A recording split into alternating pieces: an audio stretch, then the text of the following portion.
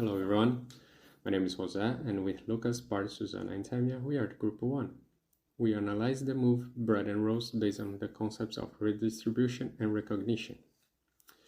According to the book Redistribution or Recognition, a political philosophical exchange by Nancy Fraser and Axel Honneth, the redistribution paradigm might involve redistributing income and or wealth, reorganizing the division of labor, changing the structure of property ownership, democratizing the procedures by which investment decisions are made, or transforming other basic economic structures. In contrast to recognition, that ideal reciprocal relationship between subjects in which each sees the other as his equal and also as separate from him. This relationship is considered constitutive of subjectivity. One becomes an individual subject only by virtue of recognizing and being recognized by another subject. The movie Bread and Rose showed the life of an illegal Mexican immigrant, Maya, who started to work as a janitor through her sister Rosa, both working for a non-union company, and the conditions are really bad. With this, Maya started to fight for the pro-union offered by Sam Safiro, while Rosa is not comfortable fighting with the management that gives her the basic needs for her and her family, creating difference between the sisters. There is an interesting point in the book Redistribution or Recognition, Nancy Fraser and Axel Honneth, page 10, second paragraph. There is a quotation explaining about the conflict about redistribution and recognition. The quote is, philosophically, therefore, the terms redistribution and recognition make an odd couple. It is likely to be rejected by proponents of the other. Many liberal theorists of distributive justice contend that recognition theories carries an acceptable communitarian baggage, while some philosophers of recognition deem distributive theory individualized and consumerist. Moreover, each of these notions elicits criticism from further afield. For example, at the movie Bread and Rose Time 1.10, Maya and Ruben talking, we can see clearly these two concepts being used one against another. In this scene, Ruben tells Maya that he does not want to be part of the union because he could lose the college opportunity he's already achieved through the recognition he's received for his hard work and dedication to his studies. Maya then says that she only started all this because of what he made her think when Teresa was fired from her job. She clearly states in this part of the movie that what she is looking for with the union's fight is justice. She wants those she cares to be respected, to have access to health care, to have adequate work conditions, and finally, she believes that through this fight for distribution, she also at the end be able to go to the college. From Ruben's point of view, it would be very unfair for him to lose everything he has worked so hard for and risk fighting for redistributive justice. Like Ruben, many people who believe in recognition find it difficult to fight for redistribution. They usually only believe in their own strength to achieve their success, while someone who doesn't have much to lose or is extremely disadvantaged tries to fight for redistribution, and in the end, both end up with good results. However, by analyzing this move, we can see that the effects of redistribution cover more people, generate change in structure, and have more long-term effects, while recognition is different, causing more personal and punctual achievements. Hello everyone, my name is Lucas. I will be talking about pros and cons of redistribution and recognition.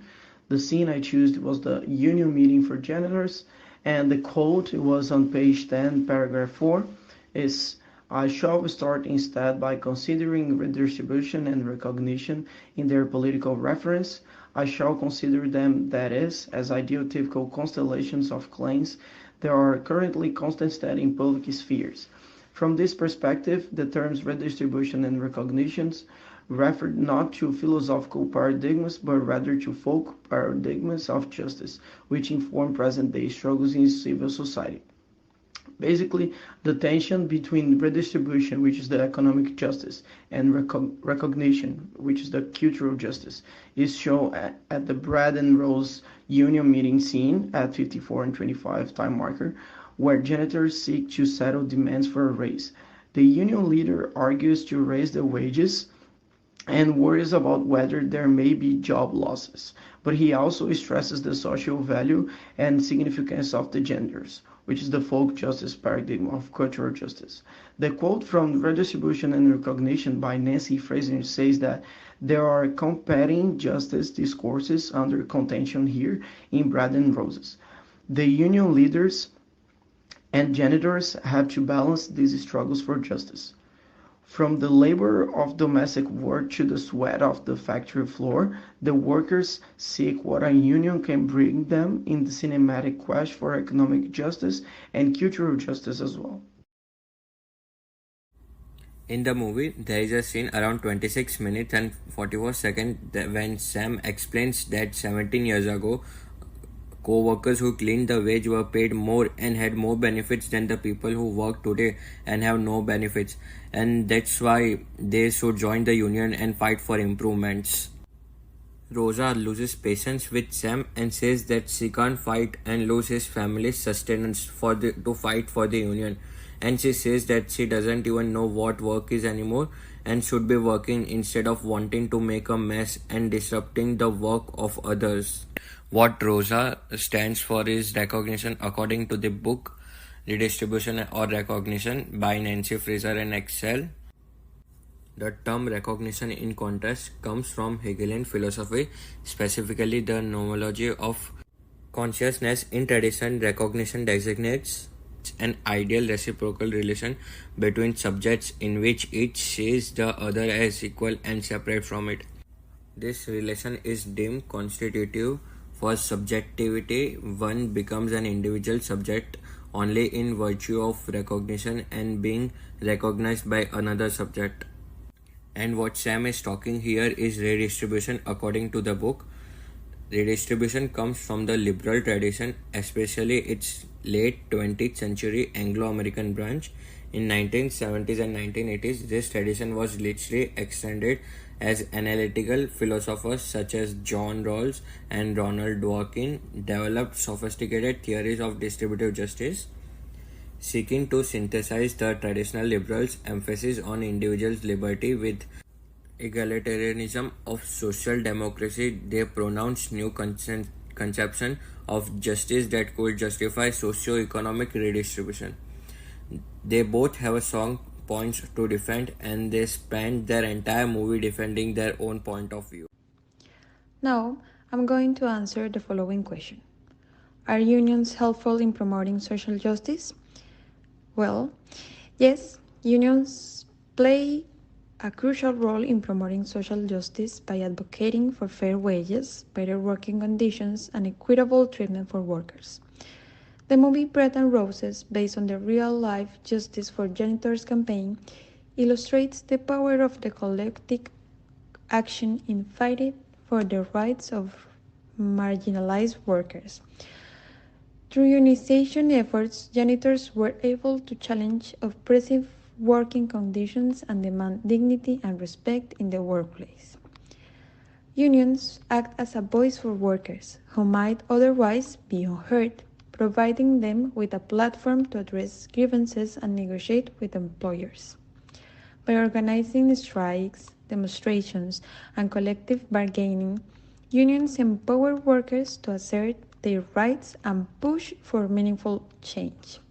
In the case of the janitors' strikes, see in the film, the unionization efforts led to improved wages, benefits, and working conditions for thousands of workers.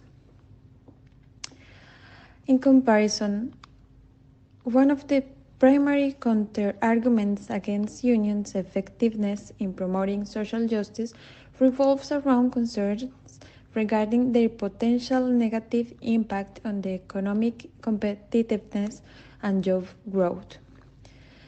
Critics often argue that unions can impose rigid regulation and burdensome cost on employers, which may lead to reduced investment, outsourcing, or even layoffs.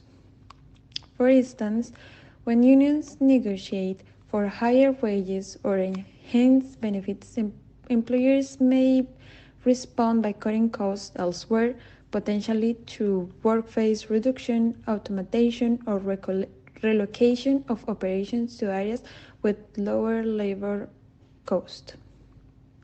This dynamic can particularly affect industries with slim profit margins or intense global competition, potentially leading to job losses among the very worker unions aimed to protect. Despite this criticism, it's important to recognize that unions remain essential in advocating for workers' rights and promoting social justice. While acknowledging these potential downsides, it's crucial to address them through a transparent and accountable union practices, as well as through dialogue between labor management and policymakers to find mutually beneficial solutions. It's important to balancing the needs of the workers with the realities of the modern economy. This is key to ensuring that the unions continue to play a positive role in advancing social justice while also fostering economic prosperity.